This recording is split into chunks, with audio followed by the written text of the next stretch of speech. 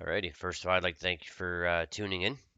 So I just wanted to do another video here about controls and my opinions and experiences so far. So maybe it might help you in your next purchase if it's worth spending the money, or at least just give you kind of my opinions, non-biased. I'm not a member or I'm not. This isn't paid by any company. This is just my honest opinion of controllers and just make an idea if it is that you want to put the money into newer controllers or stick with your original controllers. So here we go. So obviously these are original HTC Vive from the original HTC Vive controllers. um, I no longer use these. I have moved on to the Vive Control Index controllers, which are compatible with the same tracking that the original Vive came with. Um, I actually find that these are actually tracking better than these do, and I'll let you know why I switched. So obviously, um, now going back to these because I've had these guys for a month. My wife was nice enough to get me for me for Christmas. Thank you. Um, Now that I haven't picked one of these up in a month, so it actually kind of feels weird to hold these in my hands just because they feel so, I don't know, just not ergonomic. Interesting. However, so the controllers themselves, I think the design personally was great and is great. Um, Tracking was always good. Trigger was always good. Uh, for me, I had a gun stock for playing some Pavlov. It always worked really good for me. The only, I would say, there's two downfalls that I found, and most of them came from first person shooters. So, as you know, I play Pavlov as well as Population 1. So, each game had its own kind of trouble when you play. So, in the sense of, okay, we'll go with before even going on the touchpads that I've had to fix multiple times um, with Population 1, climbing. If you're in some form of intense climbing, what I would find is you'd end up bashing, and I'm sure others would attest to this, is bashing your thumbs with the controllers when you were spinning or climbing. And the one thing about if you bash your thumb with these is it actually pulls apart right here and unclips. And once that pressure here comes off, it leads to the next problem. So you can, if you want, you can try your best to kind of like squeeze these 2 points here and it would clip back in. But what happens when you do that is it takes pressure off of your touchpad here, and all of a sudden you'll find one of the ways that you press it, you won't be able to click. And so in underneath this guy has a little pad that this kind of rests on and pivots, we'll say. So once that happens, obviously in this game, Population 1, forward, back, strafe left, strafe right. If you can't strafe right or you can't straight left or strafe left, obviously you're going to get shot. So I noticed over time, even though I kept taking these apart and fixing and getting the clicks back, I started to feel like I couldn't move as fast. I felt like I was running slower than everybody else, no matter what I did. And then again, in Pavlov, same concept. The controllers just over time, it almost felt like I could only push, 3/4 of the way up top here in pressure, even though I was pressing it. Didn't really notice that completely to confirm that until obviously I switched to the Valve Index controllers because now I know because I realized that I'm actually a much better gamer than what I was. So I had these two probably for a good 5 years. Um, had to send one back originally to HTC Vive while under warranty to have the right click fixed. Before obviously, if it's in warranty, I wanted them to fix it. So then you're stuck with one controller that you can't do too much with. So after some time, again, then the right controller went, but now no longer being under warranty, I fixed this one myself. So I got this one fixed, and you can check on Reddit and YouTube, and there's lots of videos. It could take you about 10 minutes to fix it. The only thing I found is there you go. That click right there tells you that at some point it was hit. And so all I've done is clicked it back in place, and these will kind of work again. It'll take about 15 minutes. And you just have to have the right tools and take the right stuff and be super gentle, take it apart and reposition that little foam pad. But even so, what I've found is eventually, again, they just get less sensitive, less sensitive. Um, and then obviously everything counts in competition, we'll call it. So when this one I could no longer get to work properly, I went and purchased brand new in the box an HTC Vive Pro controller. Um, I believe it's the same technology as that, same size, same touchpads, um, but again, the same thing started to happen on the touchpad. So what wasn't addressed was a well-known flaw from here, sadly transferred into here. Tracking, I think's improved. I could be wrong. Um, but again, same thing with the touchpad. And again, if you hit your hands together with your thumb when you're climbing or you're reloading or try to eat a banana to get life back in population one, um, when you're under pressure, you whack your thumbs and you'll hit the top of this, and again, it throws that all off.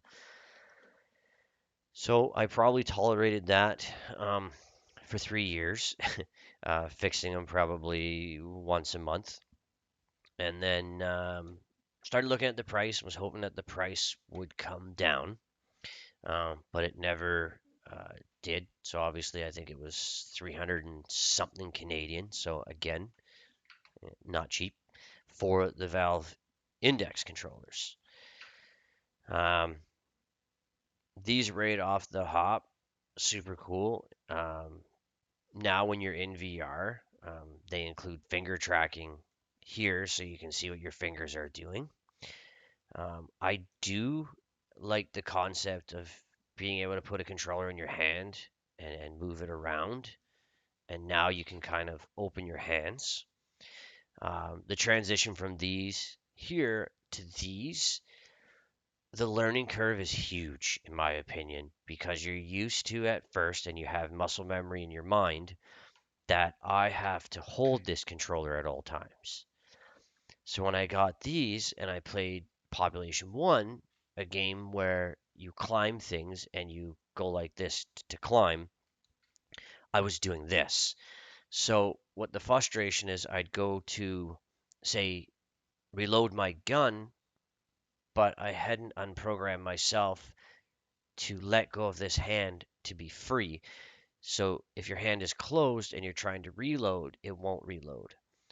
So that was something that you had to learn over to release the hands. So at first I thought, and I'm not gonna lie, I thought it was a bad, not necessarily a bad purchase for me as a first person shooter, but I was like, I think that these don't work because they're designed to track your fingers when they open and close. And then obviously I realized, you know, user user error and that adjustment period. So now I'm used to, I can walk around and just let my hands be open and I can reload. Um, but again, that takes a few times playing to forget the old habit of I have to hold these physical controllers and I have to press those. Um, at first, I probably went from being an experienced player to looking like an absolute newbie um, because as soon as I'd get under fire, you would go back to that old trying to hit the grip button, and it's not that anymore. It's moving your hands. So my advice to anyone that's gonna play, Pavlov or Onward or Population One, when you get these, give it some time. Give it some time. Just breathe because you will go through a period where your skills will absolutely tank. Um, if you're streaming your games, probably not a good time to stream till you get some practice in. Um, I think a button for reloading is better as a button opposed to a sensor. And you'll never get over that, in my opinion. If this had a little click button of some sort built into the sensor, that would probably like over the top make that controller the ultimate controller ever, because it just makes reloading faster. So what I did have to do, and it's done as per game. Um, so my first, obviously, one was population one. So if you go into the workshop, you'll find that other users have done custom controls and settings. So what I did find from a well-known streamer, he was able to change the settings of the sensor a little bit. So I just found that it wasn't as sensitive, so your hands weren't either super closed or super open, and that helped increase the reload and the climb dramatically. Again, there's probably 20 different people with their own settings. Um, the original settings that you customize it because that's what you do, but originally you'd press right down on this, you'd press down on this, or you can click down on that to drop your clip. I was a little worried doing that a bunch of times would eventually wear that out too much, so now I make this, when I press this, drop my clip. um, I've talked to other guys that are, the rank one guys, and asked them, what are you guys doing for your reload for this instead of using it as a grip? Well, some people have what they would refer as a janky setup, whereas this left trigger is replacing this. So this is what your reload is, and then obviously your trigger sits. Um, I think that I honestly, after I got over that period of adjustment, I actually became a better player. So I've still left this as a grip, as the reload, everything that way, so that climbing feels more natural. So you can reach, grab a corner, pull yourself up, and then let go, and you'd fall. So in that case, that would fix population one, and that probably took maybe 5 times, like good 2 hour sessions, um, to realize that these controllers, in ways, are personally, in my opinion, again, superior to these. Negative, obviously, the grip button being an actual physical button. Um, but that was that. Pavlov having its own issue again, I found. Had to go into the workshop, find someone's custom bindings, and change them. Um, because what you really were limited to was put your controllers on. You'd have to constantly be gripping the left to hold um, the gun. So where the trigger is, your actual handle, and then here, so your hands would cramp. So I was like, well, I'd rather like a click grip. So I picked my weapon up. It's in my hand. If I clicked it again, it would drop it.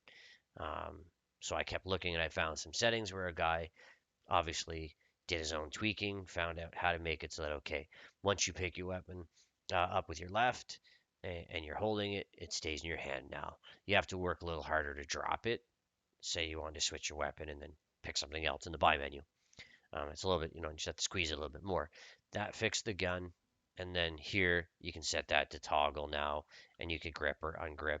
Uh, the only difference, again, with the other controllers, when you grip, I couldn't find a way, because with the other controllers, I could grip it and then pull away, and as long as my hand went far enough away, it would just naturally release.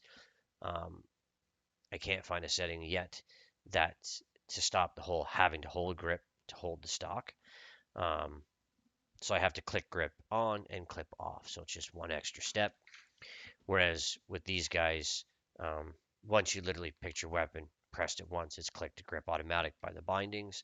And then this guy was, reach up, click it, and then pull your hand away to let go.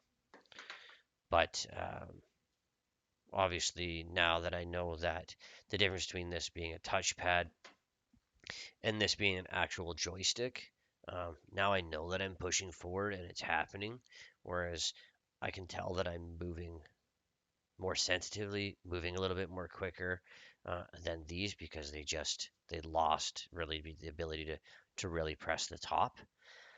And that's probably on all three controllers that I have, the originals and the Vive Pro, that it almost seems like the dead zone begins. And I've tried calibrating, hoping that would fix it. Um, and it just never did. Um, Battery life, these are still good. Surprisingly, over the 5 years, it'll hold a good charge for 3.5 hours. This a little bit longer. These I've yet to completely empty, and I've put in a good solid 5 hour session. Some overall reviews, like I was saying, push button, probably the coolest. Over 5 years, obviously, these triggers have become a little bit worn. This a little bit newer. Um, would I go back? No, no, not a chance. Um, Once you've gone to something so ergonomic, it's curious what the next phase will be. I mean, there's haptic gloves and stuff, but I just don't see us being there yet for that. Um, like I was saying, tracking over these, definitely these way better. They don't float.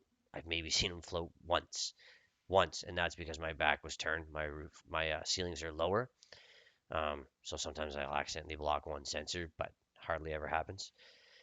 Um, System menu, a little bit harder to get to press. It's a little bit kind of, yeah, there, but I can live with that. Um, so other than that, triggers are good. Um, Maybe a little far to have to pull in to get the actual click. So most games I think are set to kind of like right there. It kind of fires the trigger and then not have to fully pull it. Joysticks are good. I'd compare it to more of an Xbox feedback more than the PlayStation. I find the PlayStation controllers, their feedback's a little less, a little easier to move around, whereas Xbox has a little bit more like you have to put your thumb into it, we'll say. Buttons in good locations. Um, Again, be prepared when you go from these controllers to these controllers.